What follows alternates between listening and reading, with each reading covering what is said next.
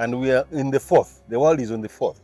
But you as Africans have not joined the first industrial revolution because you live off the whole and you produce for self-consumption. And we are very happy. Produce your beans, produce your maize. You are not going to change society like that. You will not change society like that.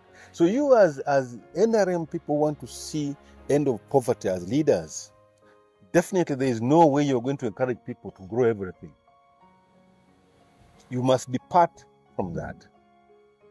So Western Europe, Britain,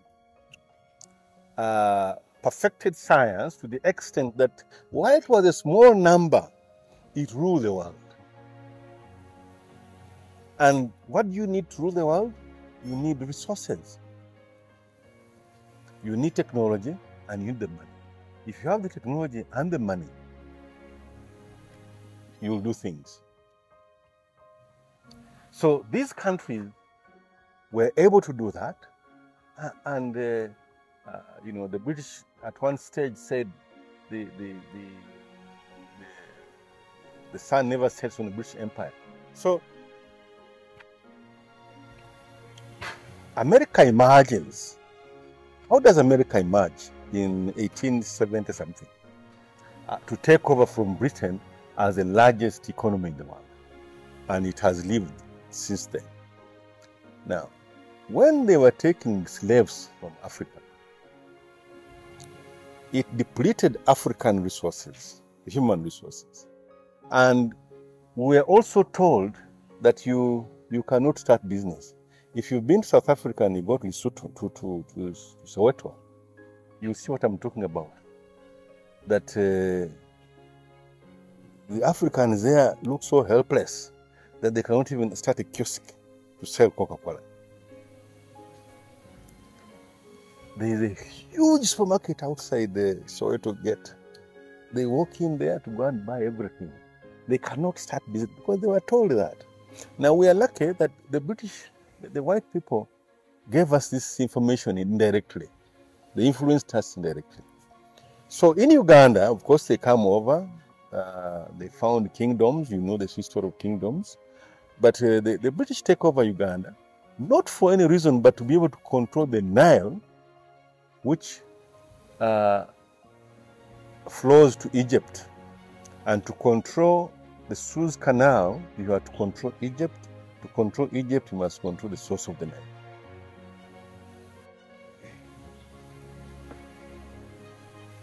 So Uganda remains a peasant country.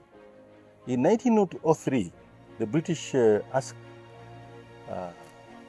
they introduced crops. And the intention was, can the ordinary people participate in providing taxes to government? So they brought in taxation. And in 1920, they do the Uganda's 20-year development plan. But they never intended to have Africans do business. That was never their intention. Now, the Uganda area was built because of trying to be able to have arms into Uganda to control the Nile. That's it. To control Egypt, to control the Suez Canal. So in the 60s, when Abdul Gamal Nasser seized the Suez Canal, you know what happened? You know? Those are the consequences.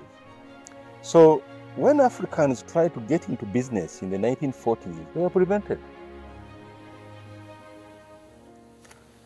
So the struggle for independence, of course, caught up with, in the rest of Africa. And YKM SARS, who was now one of the people who became aware, said, why can't Africans do business? So the riots you saw in Uganda, you read about in Uganda, were a result of Musazi wanting to have Africans participate in business. But we were locked out of business. So we struggle for independence. There are some ideological issues there. Very many. I want to go into them on another day. But prior to independence, the World Bank comes to Uganda and does a study of the future of Uganda.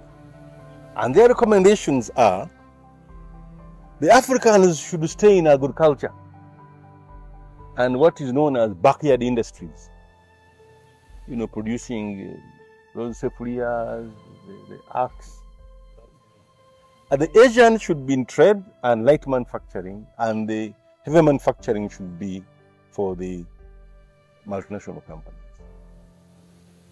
Milton Obote established the Planning Commission in 1962. And the Planning Commission, if you go to the first five-year development plan, it says we have accepted the recommendation of the World Bank.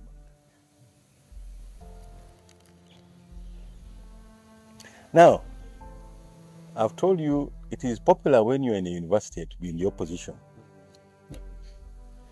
When Africans were fighting for independence, it was popular to adopt socialistic policies because at that time the Soviet Union was willing to help anybody. So most of the African leaders who were fighting for independence used socialism as the counter to what existed in countries then. So Obote and many other African leaders adopted socialism as the way in which to be able to develop their countries. But Obote could not do that in 1962. Couldn't. And the alliance between Obote and KY, which I'll talk about in another day, was intended to secure a capitalist society in the country. So we have independence, and Tessa became president, and the movement then in the region, the only person who was not socialist was Kenyatta. But Nyerere, Kaunda, and these people were looking at liberating Africa, the Pan-African principle.